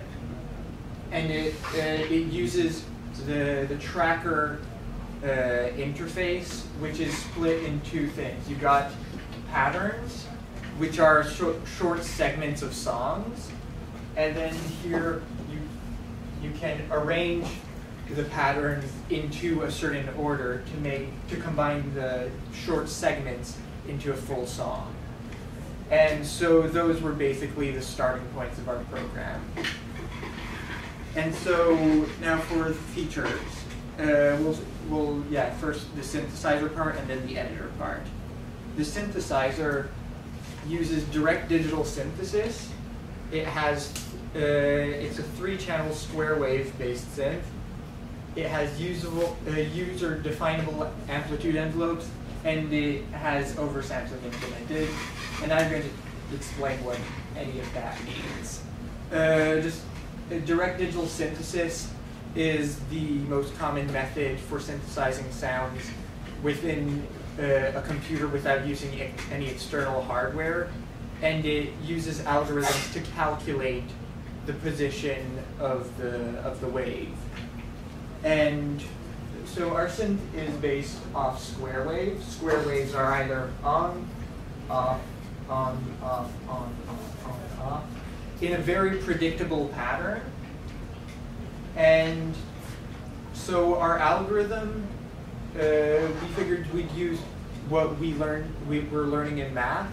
So our entire algorithm is based on mod logic, and with mod logic, it's fairly easy to calculate procedurally if it's on or off at any given point in time.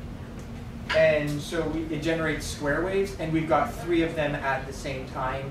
Each of them can be at different frequencies, and then we add them all together, and then that becomes the sound.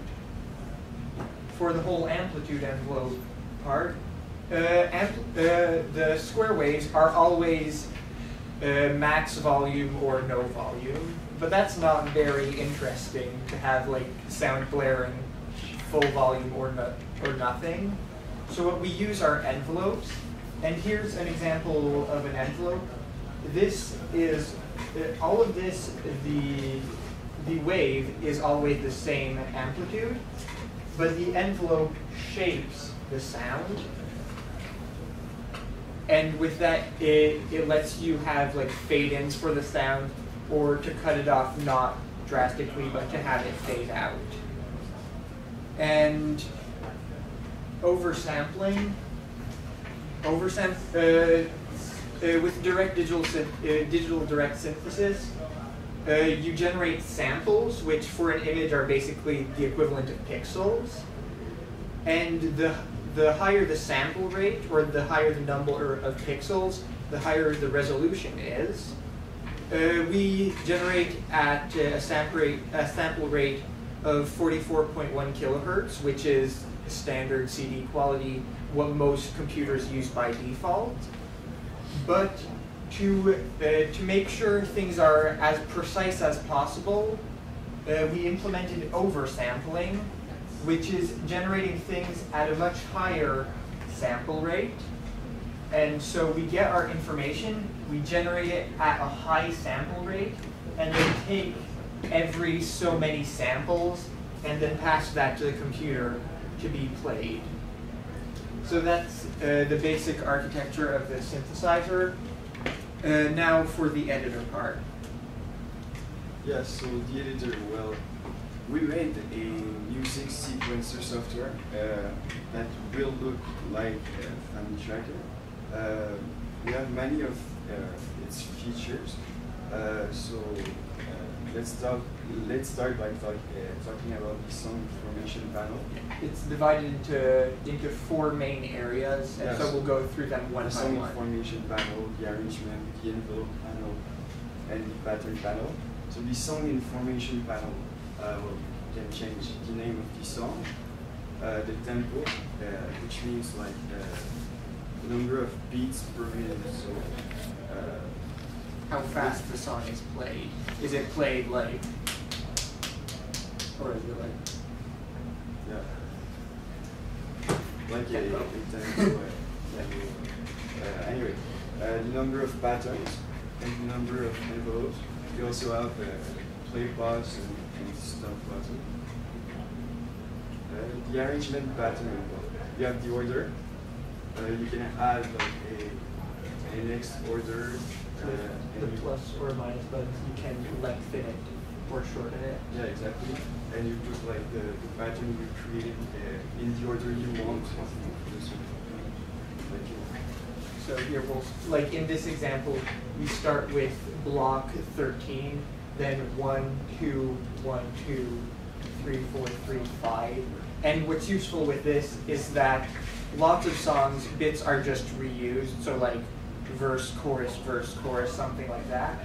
And so the tracker interface was developed in the 80s when memory was very low. So by just reusing the same pattern, you only have to store it once, which is very efficient. Yeah, the envelope panel. You have a text field to select the envelope you want to modify or edit or create. And you have also the order and the amplitude of this envelope.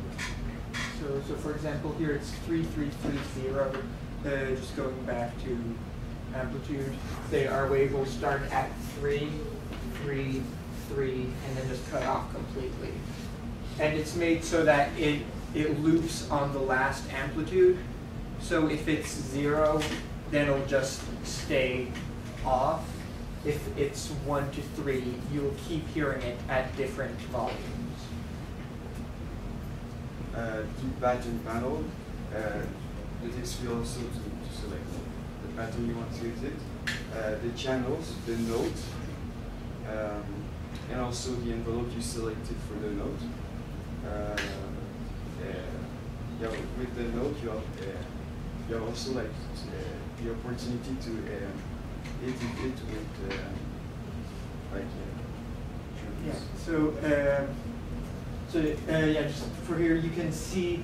Well, as I said, it's a 3-channel architecture. So there are 3 separate oscillators. So you've got 1, 2, 3. So you can set each note independently. And here you see the sequence of the notes. And here you see which envelopes are called. You've got a certain number of envelopes, and each envelope gives it a different shape. So here you just determine which shape you want to give to your sound. So yeah, the other feature we have, well, it's an action-based system. We can copy and paste. You can also like copy parts of the tables and then paste it on another table. We have undo, redo, transpose up and down. So like to transpose a note. So say here, if you were to transpose C up, then C would become C sharp, and then D, D sharp, E.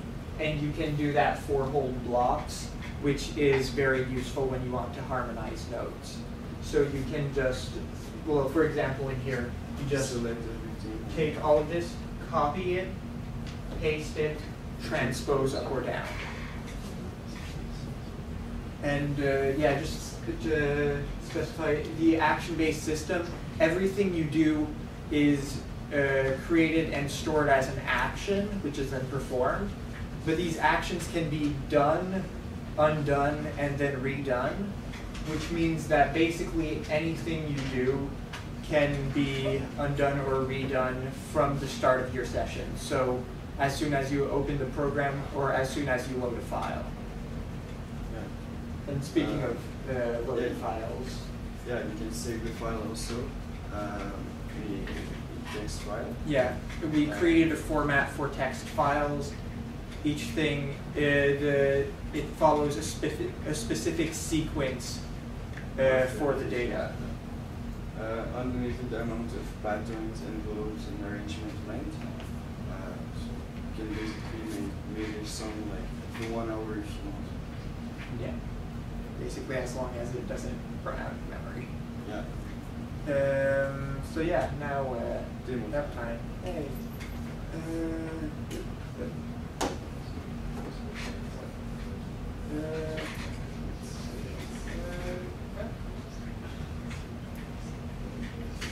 Okay, wait, how did that work?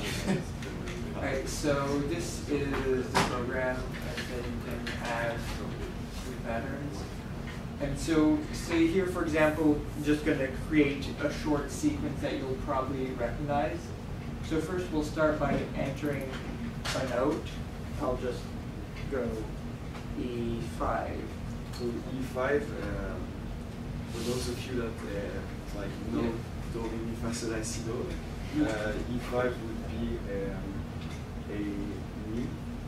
And 5 designates what octave it is.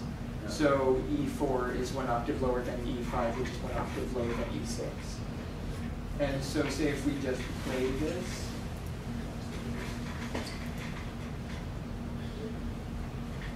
So if we restart the program to have it output properly, oops.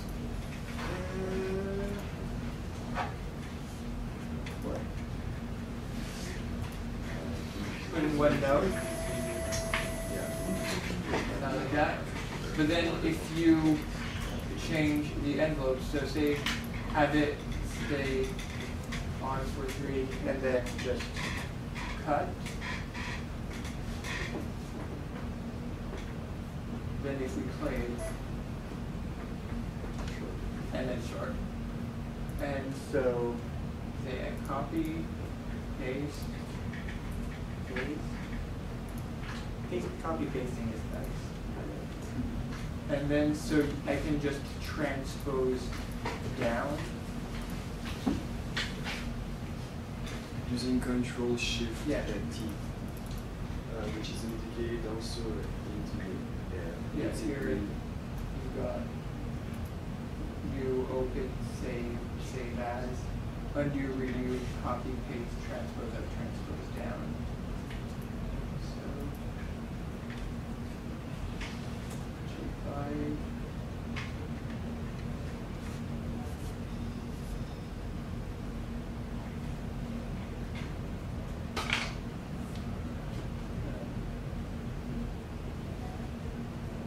That's where I made a mistake.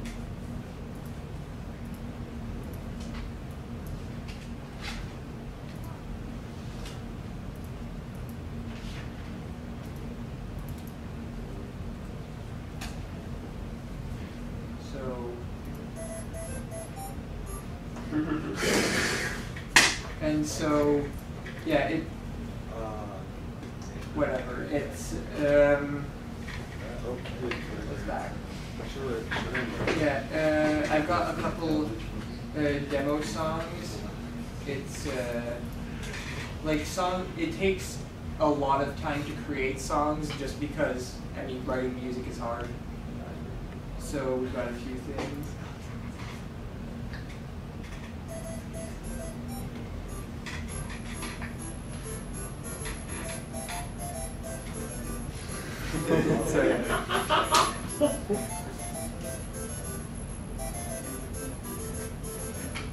And the entire thing is just being generated by the program.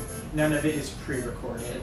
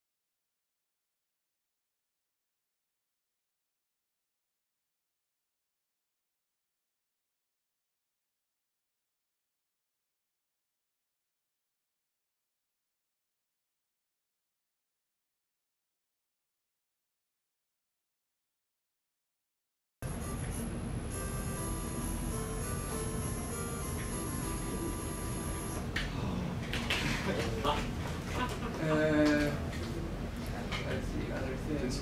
Or demos. So this one is just used. You've got 3 notes playing at the same time. So just to demonstrate the use of chords.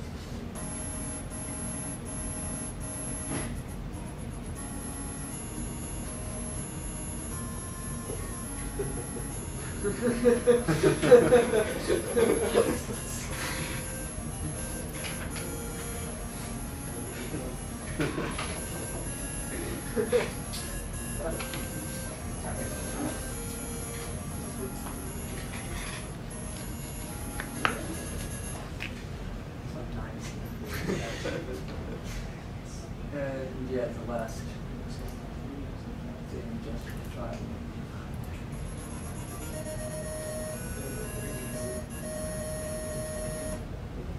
Yeah.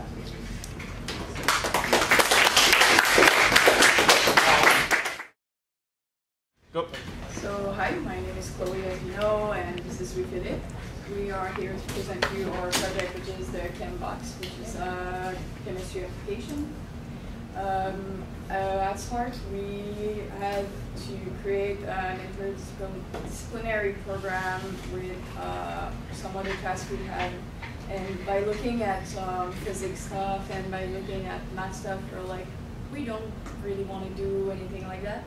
So we looked at chemistry, even though me and Philip left the class last semester, or chemistry class, saying that we'll never do chemistry again, that it was the worst thing. But yeah, we decided that it was the most interesting stuff to do for us, and we had some kind of idea of how to implement the program with it, so we when you So yeah, we programmed around the idea about making something interesting for the user that would surround chemistry, and so what we achieved was the ChemBox. So the objectives for this program was to make a student learning tool that was easy and accessible, so a student would just run it and there'd be questions for him to answer, so he'd get to practice his skill in various subjects of chemistry, and also see how reactions occur and get him interested in chemistry in that way. So we split our program into 3 different modes for the user, for the student that would use it to learn upon. So mass relationships, perfect gas laws, and reactions.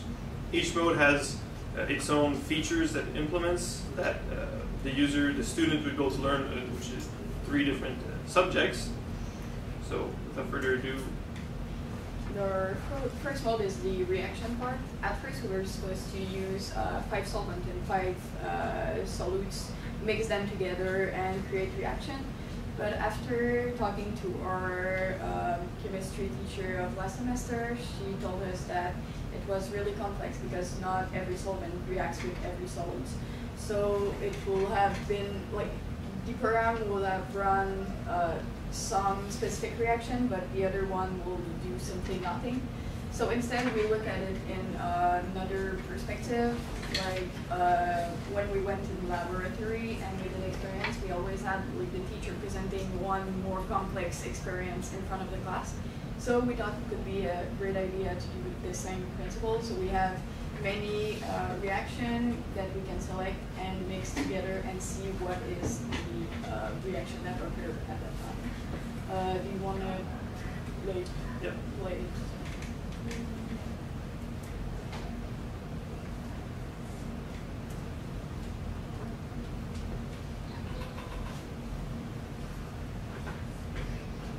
Yeah, this is our main frame with the 3 modes, which are accessible with our 3 buttons. So if we go to reactions. So yeah, you can mix maybe, yeah, just go with this one first. Yeah.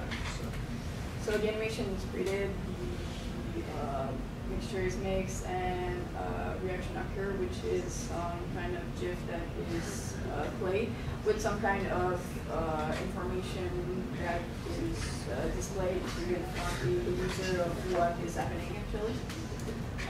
For the next one, you can create the gallium and water. Again? Next. The color change for each reaction.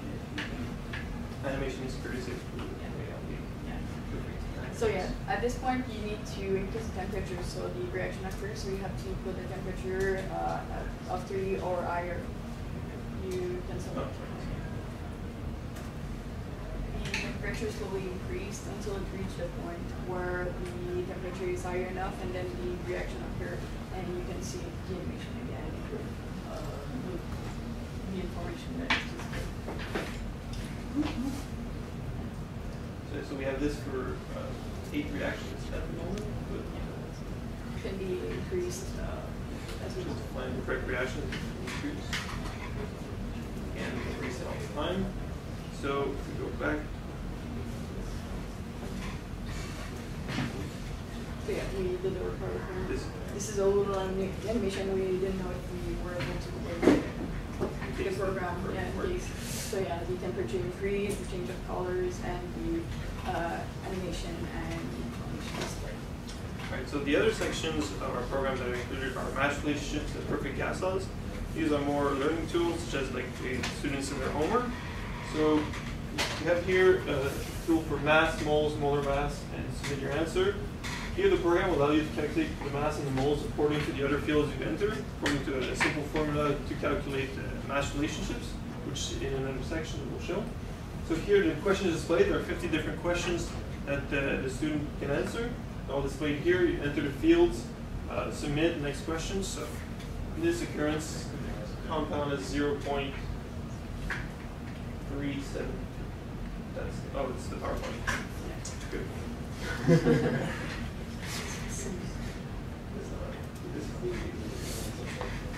So if we go to your file, we go back to the main menu, or we can access directly all 3 modes with the menu. So if we go to mass relationships, Again, we have the question. So if we have here as mole 0.372, that's and molar mass has a mass of 150 grams. Calculate the molar mass. Oh, why is this 0?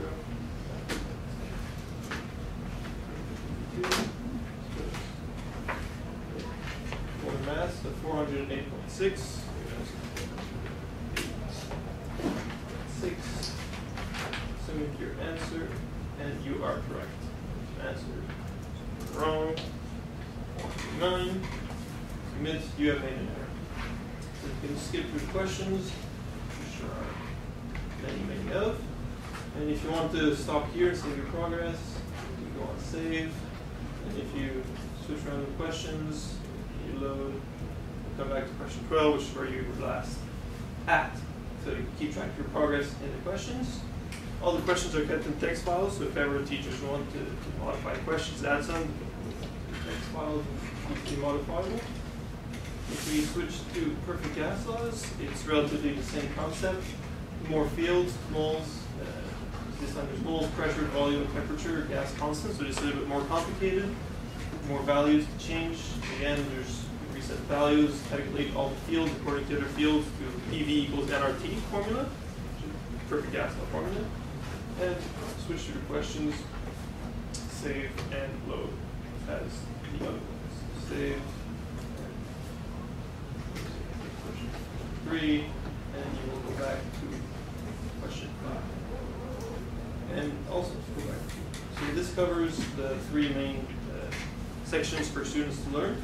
In help, there's hints and tricks. So just basic stuff. And for your answers, always round the 2 decimal places for answering the questions. You'll need a calculator because the calculator only calculates certain stuff, but some conversions of mass and pressures you need to do on your own to practice, and keep your article table for when you'll have to deal with molar masses that are not given. Or from that we use for the mass relationship and the pressure. We have some fun facts that goes with all the reaction that occur in our reaction mode. And our credits, which is what the credit we use for the question, which is our last chemistry manual, and also all the images that I inspired myself because I made every image in that program with Photoshop. So that should be shipped gas laws. So we have learning mode, stable progression, formulas, and conversions you have to do on your own. So difficulties that we had during this program, the main hindrance that we encountered were converting normal files into files. The files and images, converting them to accessible to applet, which is a big trouble for direct path and such, and different operating systems. Working with a Mac and a PC proved some difficulties for they didn't work the same way for improving files and images, so different pathways for that. And working entirely in Java, not using any external libraries, proved its own challenges. Yeah, for the animation parts. For the animation was quite something. So conclusion, this was a great learning experience. It allowed us to operate, solve different types of problems and large-scale projects, how to deal with it, and how to plan out, and how to solve. Yeah, it was interesting to start with a plan and end up changing some stuff because it was not realistic and it couldn't be implemented in an interesting way. So we had to change some stuff, and it was really interesting to me. Yeah, thank you.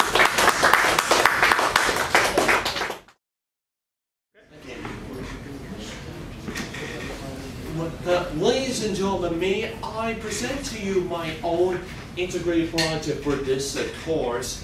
Basically, what I wanted to do for this course is some kind of educational program that I thought of last December when Amin was explaining to us that our integrated project involves material from our past courses. And I thought of mechanics because I find that it would be really hard to work with calculus for a Java program, and so I decided to build this mechanics teaching tool, which I'm going to show you today. The objective was to build some kind of GUI application that's portable for anyone in the mechanics class, and it's for those who are having trouble with mechanics, especially if you're learning mechanics for the first time. You may come across some material that can be really hard to understand, and so what this program is supposed to do is to assist your learning process in mechanics. So what I have over here is, whoops.